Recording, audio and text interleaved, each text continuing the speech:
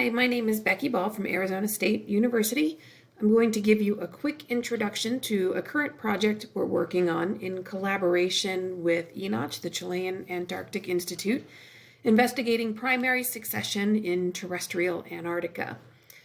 So the peninsula is experiencing rapid environmental change.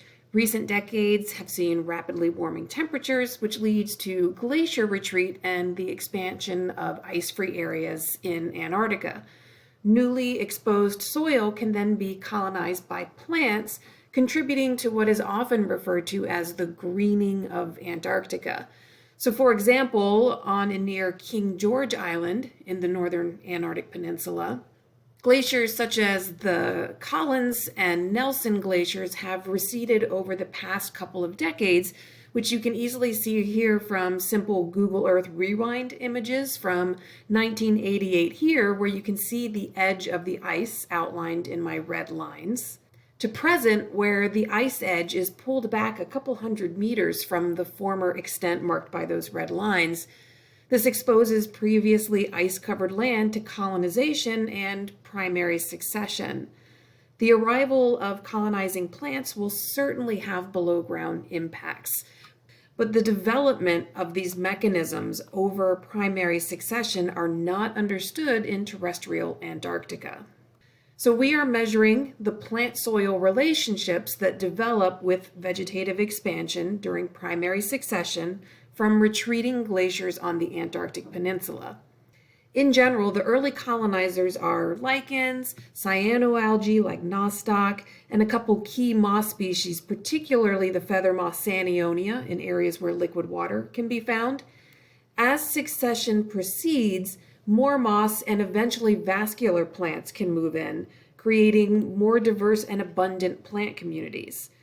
The arrival of these plants and their associated microbiome certainly will have impacts for the soil. We are doing this through three concurrent efforts.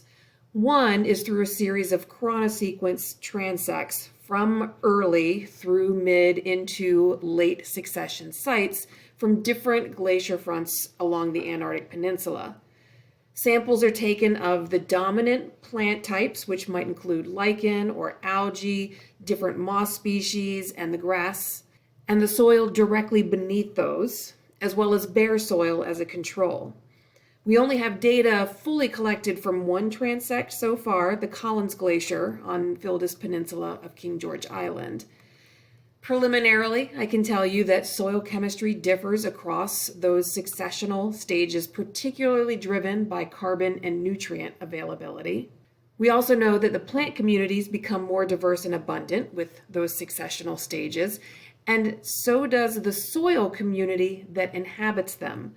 We know from our early data that soil arthropod communities become more diverse and abundant in late succession sites. These organisms play important roles in soil biogeochemistry, which can alter the soil to facilitate further plant growth. We also know that carbon fluxes are greater at the late succession sites, and the plant type colonizing plays a key role. Grass in particular photosynthesizes and respires more than the other species. The second concurrent way that we're addressing our objectives is through a transplant experiment to experimentally manipulate the arrival of plants into early and mid-succession soils. We're transplanting both early and late colonizing species, and we will be measuring the same comprehensive set of plant and soil characteristics as we are in the transects.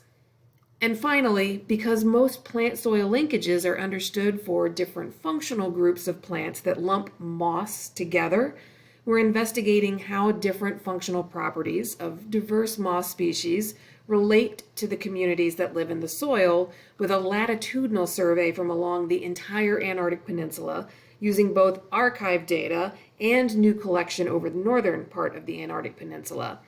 Data are still rolling in for that, but we do see that certain taxa prefer certain moss species, and that some key moss species tend to house more abundant and diverse arthropod communities, both in the moss itself as well as the soil beneath it. So that is the very quick introduction to some of our preliminary results. Thanks for listening, and if you have any questions, please feel free to contact me.